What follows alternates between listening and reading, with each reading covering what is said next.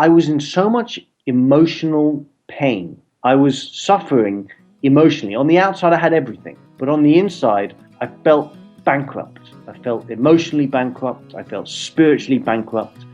And I felt like I was up against a wall. And I had to do something to change my life. This is the Adventure Sports Podcast, where we hear stories of adventure from every corner of the planet. We interview all sorts of folks who are using their sport to explore the world around them and give you the inspiration you need to get out there and have some fun.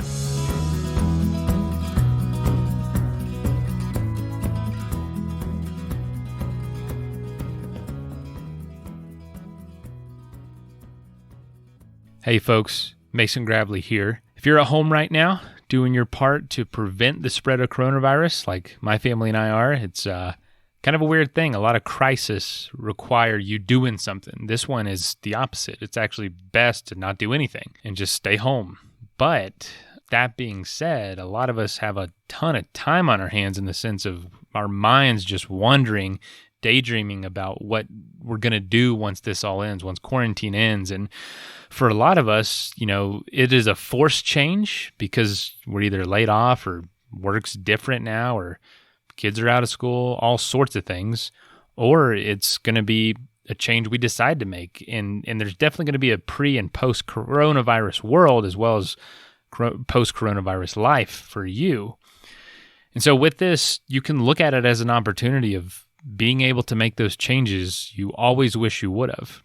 And one of the beautiful silver linings of this whole situation is seeing the kindness in people come out. I've definitely seen a unity that was similar to post 9/11, which was probably the biggest tragedy in my life. I'm sure a lot of you have gone through a lot more and seen other things, but that is something that is definitely beautiful that happens with stuff like this, is that people come together and support.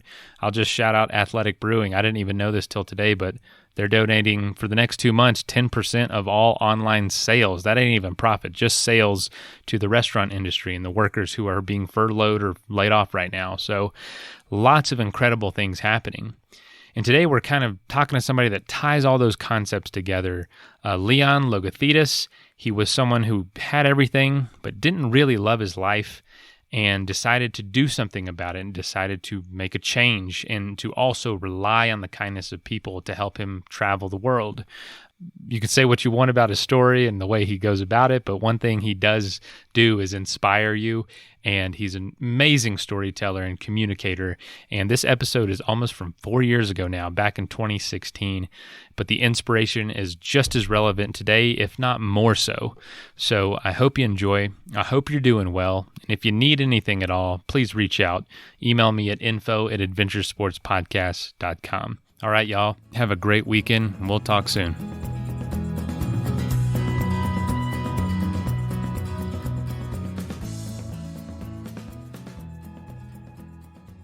Hello and welcome to the Adventure Sports Podcast. This is your host, Kurt. Today I have returning guest Leon Logothetis with us. And Leon was on our show, about a year and a half ago. And he is a world adventurer, humanitarian, and he's written several books about his adventures. Today we're going to be talking about adventure travel and connecting with humanity. And Leon is a champion of that. Leon's books include The Amazing Adventures of a Nobody. This is a book that tells accounts of his traveling across the United States in a unique, special way. We'll let him talk about that. Then his next book was The Kindness Diaries. And The Kindness Diaries is a lovely book about him traveling around the world on a yellow motorcycle with a sidecar and how he interacted with humanity in special ways doing that. And then he has some other things going on, a new book in the works coming out this fall. We'll revisit in the fall to visit more about that one. But he also has a human interaction project, which is a humanitarian organization that I'll let him explain to you, but where people are encouraged to travel and reach out and touch the lives of others. So, Leon, thank you very much for being on the show today. We are excited to visit with you. Thanks for having me once again. Oh, you bet. So, Leon, you are currently in the UK, though you live in Los Angeles, and you are from the UK. Tell us the story again of how you ended up coming to the US and starting your lifestyle of adventure travel. Well, I always felt like an adventurous urge, but I ended up working as a broker in the city of London, kind of because that's what I felt was what my family wanted me to do. And I was doing that for a few years, and it didn't touch my soul. It didn't touch my heart. It didn't touch my desire to connect with people. Um, and I watched the movie The Motorcycle Diaries, which is a romanticized version of Che Guevara traveling around South America, relying on the kindness of strangers. And something happened in that moment after I watched that movie. It kind of ignited a fire inside me to go out and really live and really do the things that I always wanted to do. I mean, that's what I wanted to do. I wanted to connect. I wanted to have adventures. I wanted to like meet the world, and I wasn't doing that behind the desk. So you came to the United States and you traveled across the U.S. kind of in a unique way. Tell us about that. It was rather unique, although I did kind of steal it from Che Guevara. Just changed the continent. Basically, I hitchhiked across America with $5 a day and relied entirely on the kindness of strangers. So $5 a day sounds tough. You can't even get enough food for $5 a day. So how did you survive on that? I mean, I survived by connecting with people. That was the only way. The only way I could was through like the net of humanity holding me up, and it was like a wave of generosity that kept me going. And that was really why I did it. To be honest, it wasn't conscious at the time. Now I look back at it and I think I know exactly why I took away all my money. Then it was kind of like, okay, this is an adventure.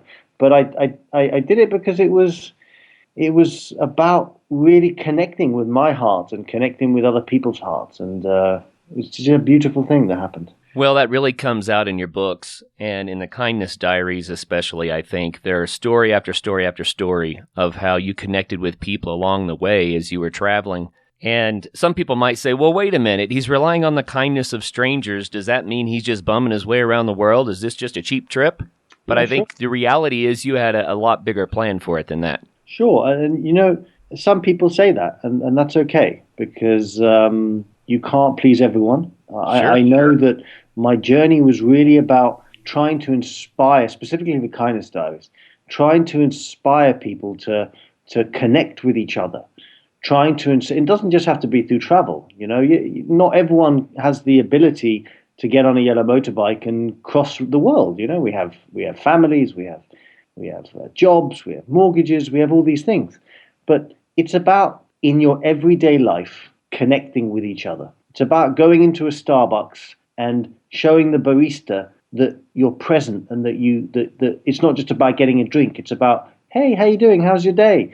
These kind of things. It's about embodying it in our lives and coming across with our hearts on our sleeves, as they say. You know, Leon, we've interviewed a lot of adventure travelers, and there's a common theme that we've found. And that theme is it's usually when things don't go right, when I find myself in a bind, maybe a broken down motorcycle or sort of an injury along the way where I needed some assistance. That's when people actually really connected with the people in the local area. And they start saying that that's the best part of the whole thing is when they do that. What you actually did with the Kindness Diaries is you designed a trip where you would be connecting with people on that level every single day. Yeah, absolutely.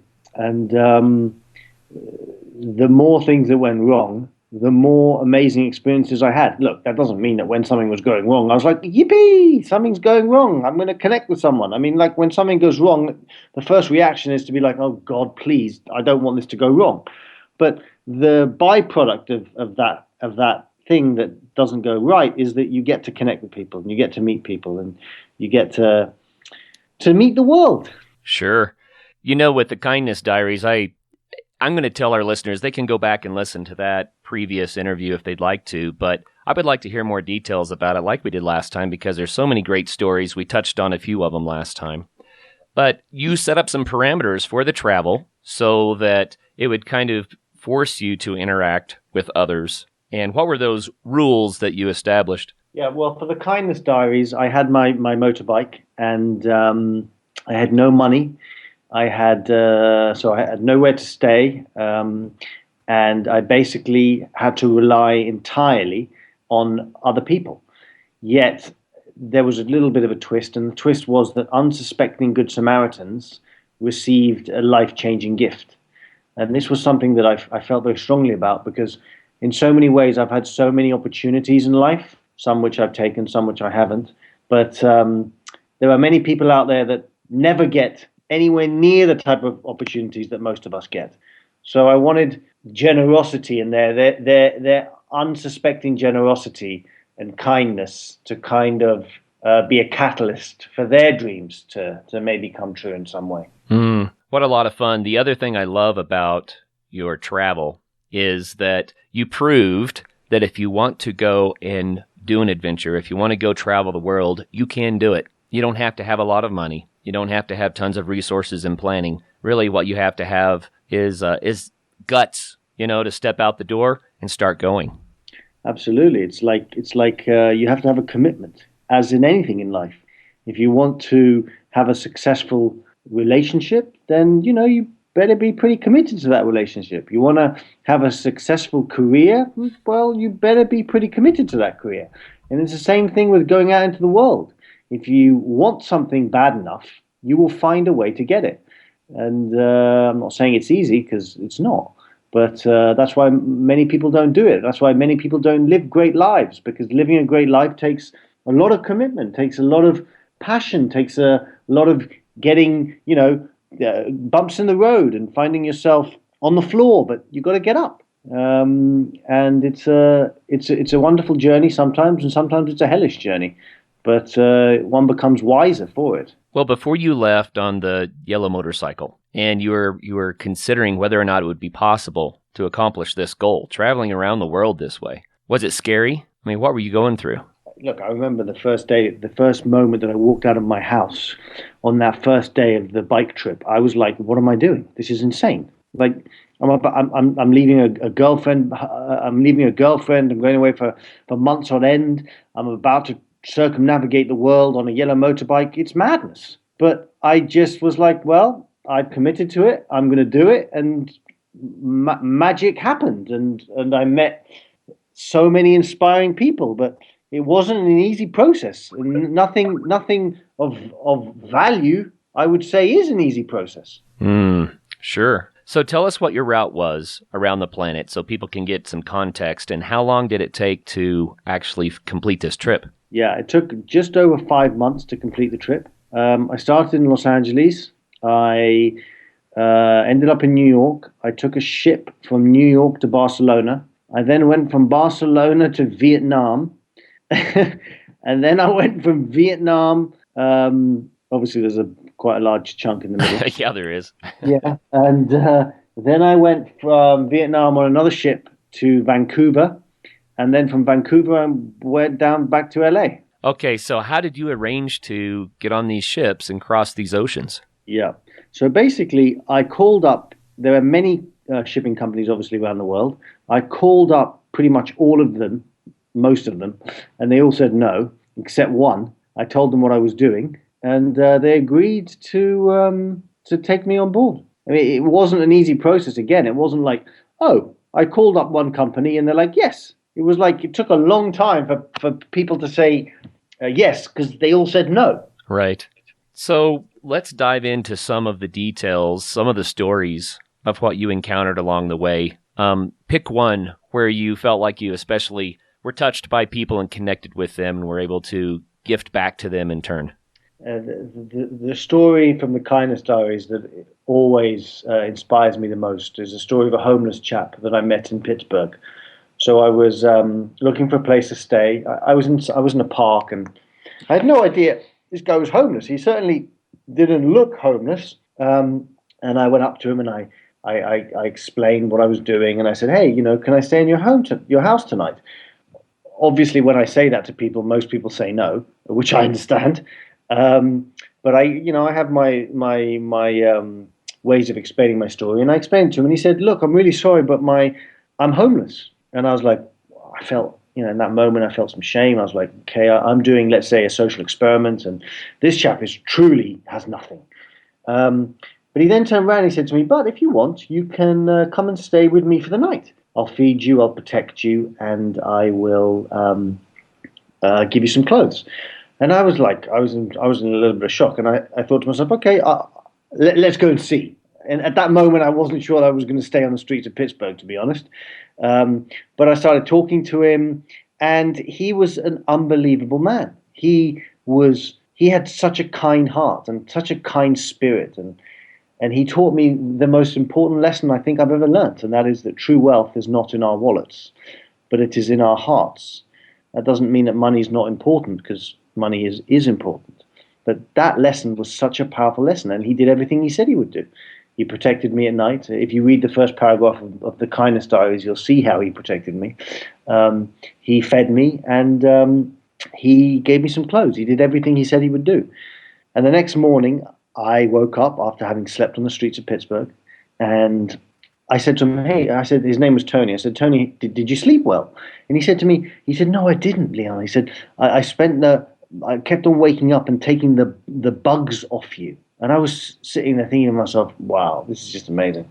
So I took him in the bike, asked him to take me somewhere where he felt that he was loved as a kid. And he took me to his school. And in that moment, I shared with him what I was really doing, and that I wanted to give back to him. So I put him up I told him I was going to put him up in an apartment and send him back to school to become a chef, which is what happened. And we still stay in touch. And he always says to me, he said, Leon, you changed my life. And I said, Tony, my friend, literally every time, I say, Tony, my friend, what you don't understand is that you changed my life. Because that day, I realized the power of the heart. I realized the power of human connection, the healing energy that happens from coming from a place of goodness within. Again, not from perfection. I mean, this guy wasn't a saint. I'm not a saint. I don't think many of your listeners are saints. Maybe there were a few. But it's about coming from your heart. And he taught me that. I had to sleep on the streets of Pittsburgh just for one night. I mean, this guy was doing it for years. And there are people that do it for decades. And just one night opened up my heart to such a degree. It is a beautiful story. I think it's so common for people to just pass by others and not take the time to connect. Maybe they're afraid to connect. But man, if you take the time to acknowledge someone's humanity and to find out a little bit about them, sometimes it's amazing the world that opens up. I couldn't agree more. And one of the most important things as well that I learned from Tony was really during those few hours before I went to sleep that I spent with him, really what the gift that I gave him was that I saw him in those moments of our conversation. I saw him. I didn't just walk past him as if he didn't exist. I saw him. And that was a powerful thing. And for me as a kid, I remember never really feeling like I was seen. Of course, I didn't know what that meant. Like now I look back at it and I'm like, I know what it means. But when I feel seen by someone, when I feel heard by someone, when I feel loved by someone, it just opens up so many possibilities, so many beautiful possibilities. And then let's look at the flip side of that. If you don't feel seen, if you don't feel loved, if you don't feel heard, it's not a pleasant place to be. And I think we've all been there. Yeah, no doubt about it. So, Leon, why travel? I mean, you've already said that you wanted to connect with humanity and that sort of thing. But for our listeners, if people are like, man, why go to all that effort? What's the point? What do you think the benefits of adventure travel are? To me, travel is not just an external journey. Don't get me wrong. You go out and you see all these wonderful places and you experience all these people and you go out of your comfort zone and that's an external journey. But to me, travel is an internal journey. The magic happens inside. The magic happens when you're put into a situation whereby in everyday life you'd be like, oh my God, how am I going to deal with this? What am I going to do? But you find a way and you become a better human being. You become a more rounded human being. You go out and you not just see the world, but you go out and you see what's inside you. And you see that we're not so different to each other. Ultimately, one of the greatest lessons I've learned was that we're all the same. Yes, we may look different. Yes, we may pray differently. Yes, we may have different color skin. Yes, we may wear different clothes. But ultimately, ultimately, at base, we all want the same thing. And that is simply, as I mentioned earlier, to be seen. It's simply to like be seen. And it's the same everywhere. And we will do anything to be seen, whether it's something that's not pleasant, whether it's something that is pleasant. We will do whatever we need to be seen, to be heard, to be loved, and that's a gift when you go out and see the world, because the world sees you. I'm catching that theme here. You can talk to somebody, or you can talk with somebody. You can look at somebody, or you can interact with somebody. And I think what you're saying here is that if you acknowledge the real humanity and legitimately care for another, make that connection, then that's what it's all about. That's where the magic is, huh? Yeah, and you can see with your eyes, or you can see with your heart. What do you mean by seeing with your heart? I mean, it's like have you ever been, met someone who just has such a lovely vibe, such a gentle vibe, and you feel in their presence like a comfort, and you feel like they've known you all your life, and you feel like they get you. That is someone who is seeing you with their heart. That's kind of a rare thing to find, isn't it? It is, but it's a beautiful thing, and I think we all have the capacity to do that. It's not necessarily an easy thing, but we all have the capacity to do that. I believe that. Well, you traveled through, wow, dozens and dozens of different countries, different cultures with different languages. Did you feel safe? Were there places where you were physically threatened? So I get that question often, and over the past few weeks, months, there's been a lot of really bad things that are happening, and I understand where certain people are like, well, I don't want to travel, I don't feel safe, I just don't want to do it. I totally get it. I think when you travel a lot, you get a sixth sense, and you can kind of figure out danger. That doesn't mean that it's foolproof, of course, because obviously there are some times when things happen that you have absolutely no control over. It doesn't matter how astute your sixth sense is. But I really very, very rarely find myself in a situation whereby I don't feel safe, because I don't allow myself to go into situations where I don't feel safe. If I feel like, okay, this isn't right, I'll leave. Well, in the Kindness Diaries, you set this situation up so even to get fuel for the motorcycle, you're going to have to meet strangers. You're going to be putting yourself in a situation where you're out of gas. And if you needed to hightail it out of there, you couldn't. You're kind of at the mercy of those around you. So a lot of people, when they travel, I think they plan it in a way where they don't have to take any risks like that. But by taking these risks, do you think you ended up in more dangerous situations or more rewarding situations? I would say that I ended up definitely in more rewarding situations. And I would say also that, I ended up in possibly some dangerous situations. But these are situations that, again, some you can't control. But one of the things I do when I travel is I always say to myself, when I'm in someone else's country, I am in their country. I am in their home. So I have to be deferential to them. I am a guest, and that is how I show up. I show up as a guest. And when you do that, and when you come from that place, it's harder for people to react in a negative way. Again, that doesn't mean that bad things don't happen, because sometimes they do, however you react, however you show up. But you can come from this place of being in a much calmer, and it's a way to just show up with your heart open, and more often than not, it mirrors other people. Wow, there's so much in this about how to connect with people, about how to approach others with a real attitude of acceptance and humility, and it sounds like it really worked for you. It definitely did. I actually just came back from Africa. I was in Tanzania, and I went to Zanzibar. And if any of your listeners have been to Zanzibar, they'll know that it's a bit of a tourist mecca, and you have locals coming up to you all the time and asking you to buy stuff and asking you to do things, and sometimes it can get annoying.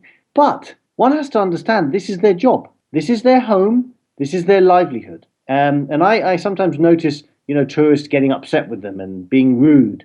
And I try my very, very best to deal with, even if I'm annoyed, just to be like, hey, thanks so much. Not today, maybe tomorrow. Thank you. And they all give me a smile and they move on. And it's such an simple but important thing, because it's easy for us to get annoyed. Like, we don't want to be bothered. But that's not how we would react if we were in someone's house as their guest. We would react with kindness. We'd react with patience.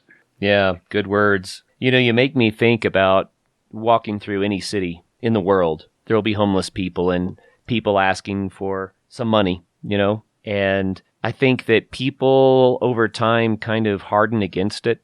Like you say, they don't even see the people. They're afraid that if they make eye contact, then they'll have to say no, for someone asking for money or for something like that. You have advice for people when it comes to those situations? I mean, you've obviously spent a lot of time and gotten a lot of experience by traveling this way. How would you recommend that people encounter others on the streets like that?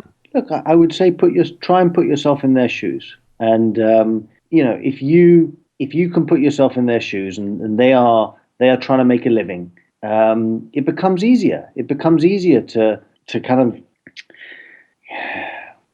how do I say this? It becomes easier to see someone else as an equal if you can put yourself in their shoes, and to just have a gentle heart. And yes, you may be upset, you may be tired, you may be all of these things, but when you are in someone else's country, you are in their home. Just remember that. So that's what I would say. When you're in someone else's country, you're in their home. Sure. Well, let's talk just a little bit about the practical logistics. How did you choose your motorcycle? If someone else wanted to try to do something like this, what advice would you have for them?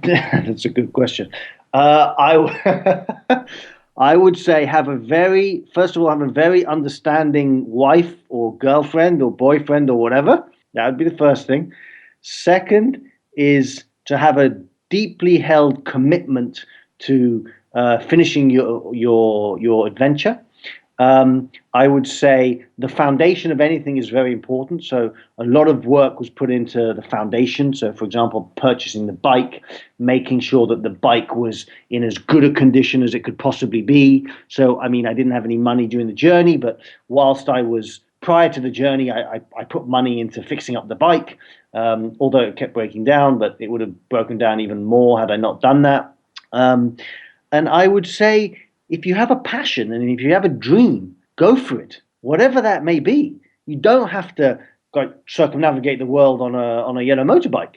You can, whatever your dream is, find the courage to follow it. And it's not just going to help you; it's going to help other people that see the passion coming out of you, the passion that you have to fulfill your calling and your dream. It's a beautiful, powerful thing, and that's what inspired me in so many ways. It was books and movies and podcasts and listening to other people go out there and find their true path. There are a lot of barriers to doing things like this. Time, money, those are the two big ones. I think there are also the psychological barriers where people are just like, I don't know what's going to happen out there, and that scares me. I know what tomorrow looks like if I keep doing what I'm doing now right here. But if I go out there somewhere, so how would you recommend people address those barriers? The truth is, in my humble opinion, the greatest barrier is not money and not time, but the psychological barrier. The psychological barrier of not wanting to go out and feeling like you don't deserve to live your best life. You don't deserve to be inspired. And yes, don't get me wrong, time is a barrier, money is also a barrier, but anything can be overcome. And once you overcome the psychological aspect of it, then that is the greatest mountain that you can climb. How does one overcome that? That's a good question. Well, I can tell you how I overcame it. Okay. And that doesn't mean that I still don't have psychological barriers in certain areas, because of course I do. I'm human. I have barriers. I always do. But how I overcame it to start with was simply through the fact that I was in so much emotional pain. I was suffering emotionally. On the outside, I had everything, but on the inside, I felt bankrupt. I felt emotionally bankrupt. I felt spiritually bankrupt. And I felt like I was up against a wall. And I had to do something to change my life. And the pain got so great that the life I was supposed to lead crumbled, which was beautiful because that's what I needed to happen. And I started to build this new life. So it's almost as if your old life kicked you out the door and made you go. Yes, I like that. That's exactly what happened. That's exactly what happened. And I just I want to be clear. This took me a long time. This took like 15 years. I didn't just wake up, like watch this movie and be like, okay, let's change everything. And I changed everything and everything was wonderful. That's not what it was like. Maybe the first moment, because this actually started before the Motorcycle Diaries, my desire to kind of like change things. But maybe that first moment may have been the movie. But there's been so many ups and downs. There's been so many moments where I've been like, what am I doing? Like, even today, sometimes I think to myself, like, I put so much effort into all my work, and I think to myself, the results I'm getting aren't what I want, and I'm going to give up. If I don't get this by next week, I'm giving up. And I'm like, okay, the next week comes, and I don't give up. But it's not an easy road. You, like I said, you've got to commit, and many of us commit to our families. Many of us commit to our careers, but we don't commit to our own greatness, to our own, internal drive to live the way that we want to live. We don't commit to that. When pain comes, we eat too much. When pain comes, we maybe drink too much, and we don't put the type of effort that we do in other areas of our lives to fix what's going on inside. And unless you fix what's going on inside, then you're never going to reach your truest potential. I think about the old paradigm of, you're out in the ocean and you're on a sinking ship and people are in the water and they're struggling and crying for help. But if you pull them onto the sinking ship, you haven't really helped anybody. First, you have to stabilize the ship. You got to get your own ship in order so that it is able to reach out and help others. That's a brilliant point. And for many years, and I think maybe some of your listeners will be able to relate to this, I used to think that if I did anything for myself, I was being selfish. Like, I can't do this for me. I can't, there are kids in Africa that don't have any food. I can't do this for me. But the reality is, unless I fixed what was inside, the pain, the chaos that was going on inside, I wasn't going to be able to help anyone. Sure. Wow, good words. I have to pause and think about that a little bit, If we take a moment, listeners, and just say, okay, what's inside of me that's keeping me from being all that I could be for others? Some people serve others as a way to hide behind the real work that needs to be done on the inside too. That's very true. Very, very true. I think they do. And I've met people like that. And that's okay. I mean, everyone tries to find ways to, plod through this life, which is sometimes a challenge. But true magic happens when you fix, and maybe fix is the wrong word, but when you fix what's going on inside you. And then the heart can open up. Then you can give, truly give. Yeah, good words, good words. So what about this trip? Language barriers. How did you communicate with people when you didn't know their language? That's a great question. Look, most people in Europe, for example, a lot of people speak English. It was a bit harder as you went further east. And then when I was in Asia, a lot of people did not speak English. But you always found someone that spoke English. There was always someone, whether or not it took an hour to find someone or whatever, there was always someone that you could communicate with. If I didn't speak English, and let's say I spoke some more obscure language, maybe it would have been much, much more difficult. So that, in a sense, then, it's not really that big of a deal if you're patient. Yes, that's always been my experience whenever I've traveled. There's always a way to communicate, as long as, even if you don't speak any the same language as the other person, there's a way to communicate. Yes, maybe you won't be able to communicate enough to find a place to stay or get some gas, but there's always a way to communicate. Well, Leon, let's suppose for a moment that I'm going to go visit one of the countries that you rode your motorcycle through, and I can only visit a couple, but I really want to go do it. What would you recommend? Where should I go? I would say definitely go to Bhutan. Bhutan is an amazing country. It has this thing called gross national happiness, where they determine the success of the country by the happiness of the people. I have no idea what the algorithm is, but what I do know is that the people I met were just wonderful, heart-centered human beings. Um, so Bhutan, it's northeast of India. I would say India. Now, India isn't for everyone. It's a bit of a crazy place, but there's a passion, there's a soul, there's a joie de vivre in the Indian people that's pretty epic. I would say those two countries, and they're right next to each other, so you could hit them both. I think some people might find that kind of surprising. They may have thought that you would say, France was great. You should check out France. But you chose some places that are pretty far removed from the Western ideas. I think you may have asked the wrong man that question. Because, I've traveled to all these wonderful places, and look, France is a great place. I've been to France so many times. I love France. I stayed in Aix-en-Provence during the journey and stayed with some musicians. It's a beautiful, beautiful place. But there were some. I always find that the greatest lessons I learn are when I go to places that are outside my comfort zone. Right. Yeah. Very cool. So, Leon, people are going to want to read your books. And first, where can they find Kindness Diaries? The Kindness Diaries can be found pretty much anywhere, but I would suggest Amazon. Okay, so go to Amazon for Kindness Diaries. And your new book that's coming out in the fall, we'll revisit that in the fall when it comes out so we can go into details about it, so you don't have to give anything away. But it's called Live, Love, and Explore. And I noticed that you can pre-order that on Amazon already. Yeah, it's actually called Live, Love, Explore. There's no and. Ah, okay. Live, Love, Explore. And can you give us just a brief synopsis of what the goal of that book is?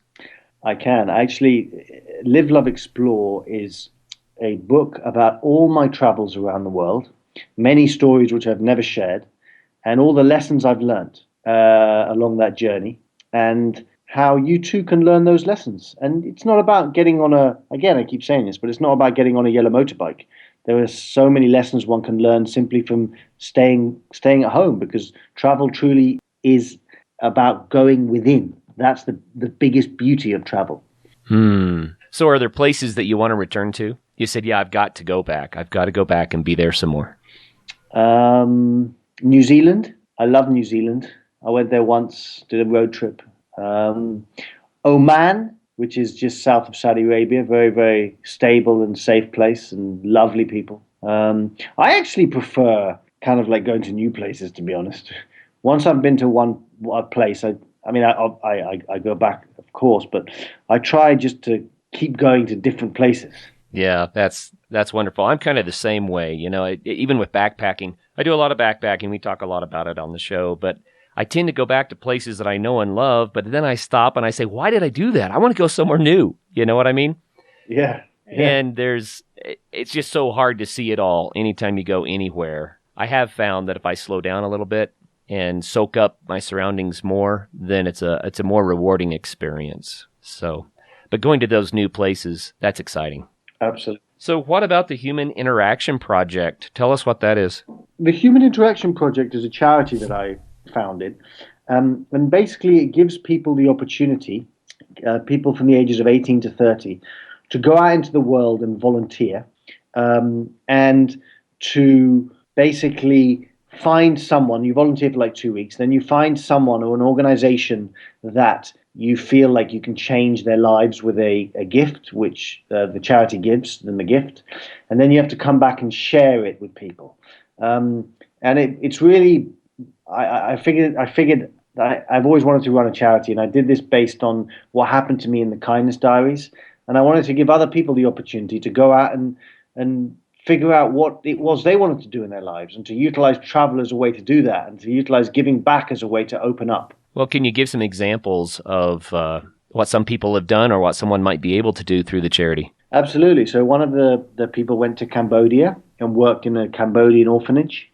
Some other people went to Ghana and worked in a local village. And there's places you can go all over the world. I work with a charity called You Belong, and they have they understand, they have all these things that they let people do. So basically, Human Interaction Project, and you can go to humaninteractionproject.org and see all about it. So I guess the part that I'm still trying to hone in on is, how does the organization help to facilitate what the people are doing? Well, basically what happens is, let's say one of your listeners is let's say 25 years old and wants to go on a journey. They will apply to the Human Interaction Project, and we get a lot of applications. So, and then once they are approved, they will figure out where they want to go, whether they want to go to Morocco and work in a hospital, whether they want to go to Cambodia and work in a school. They will then go to that school. They will spend 2 weeks there. Whilst they are there, they will do all the duties of working in a school, and they will also find one individual or one organization that needs help. We will then send that organization, after vetting them, a cash amount to help them with their lives. For example, the lady in Cambodia wanted this chap to go to university. So, this Cambodian man is now getting ready to go to university through a grant that she gave him through the Human Interaction Project. And then when they come back, they have to give a speech to their school or to their business to kind of share what they've experienced. That sounds wonderful. When I traveled to Kenya, we stayed with the local people and got to know people from the various tribes and made a lot of wonderful friends. But one day a young man came and visited us, and he was barefooted, and he explained that he was a competitive runner and that he was hoping to even go to the Olympics, but that he needed running shoes. And at the time, I didn't really understand this dynamic, Leon, and I thought, why is this guy asking us to just get him some running shoes? It's such a simple request, but I was slightly put off by it. And I thought, is he even really a runner? And I began to doubt. And the sad thing is, I didn't help him get the running shoes. And now, here I am 20 years later, and if I could find him, I would give him 10 pairs of running shoes. It was a missed opportunity. And a friend of mine in Kenya once, I asked him, I said, well, how do you know if someone's trying to scam you or if it's the real deal? And he says, you don't know. And that's okay. Because sometimes you're going to get scammed, but you just have to give with a generous heart, and you will help the most people that way. And wow, the lessons I learned. I can't shake that guy who needed those running shoes. I wish I would have done something for him. And you know what? If he was genuine, I assure you someone gave him the running shoes. Well, I trust that happened. That's the way, hopefully, that this planet turns. But I just throw that example out there for people because we don't really know, do we? And I wish that I had done differently, and hopefully that has shaped the way that I interact with people since then. Yeah. So I love the sound of your Human Interaction Project to help people to connect with others like that and find a need and meet a need and, get the guy some running shoes. You know what I'm saying? Get the guy some running shoes. I love it. Yeah, you bet. Well, Leon, once again, how can people get in touch with you if they want to learn more or want to find your books? They can go to my Facebook page, which is Leon, then Logothetis. They can go to Amazon and just put in the Kindness Diaries into the search engine, and they'll find it. That's really the best way to find me. And I have to translate your name for people because it just blows my mind how powerful this is. This is the Lion Word of God. Isn't that what it means? That's what I've been told. It's a powerful name. It's quite a difficult thing to follow, but if that is indeed what it means, then I'm in a bit of a pickle. Well, the message that you've shared with us today, it's very positive. It's heartwarming, and it's a message that people need to hear. So we appreciate the word. Thank you very much. Thanks, man. Thank you all. You bet. And for all of our listeners out there, travel is more than just seeing things. Travel is about connecting with the world around us and learning about ourselves and helping others and helping ourselves in the process. So, until the next show, I hope that this one was inspirational for you. Please do get out there and have some fun. First of all, thank you so much for listening. It means the world to us that you choose to listen to this show. If you'd like to help us further, you can leave a review on iTunes, share us with your friends, your family. It goes a long way to growing the show. You can also support us financially through patreon.com/adventuresportspodcast. Link is in the show notes. And also, if you have an idea of who could be a good guest for the show, we're always looking for people to tell their story about the outdoors or adventure. So if you know someone, please reach out. Email us at info@adventuresportspodcast.com. And until then, get out there and have some fun.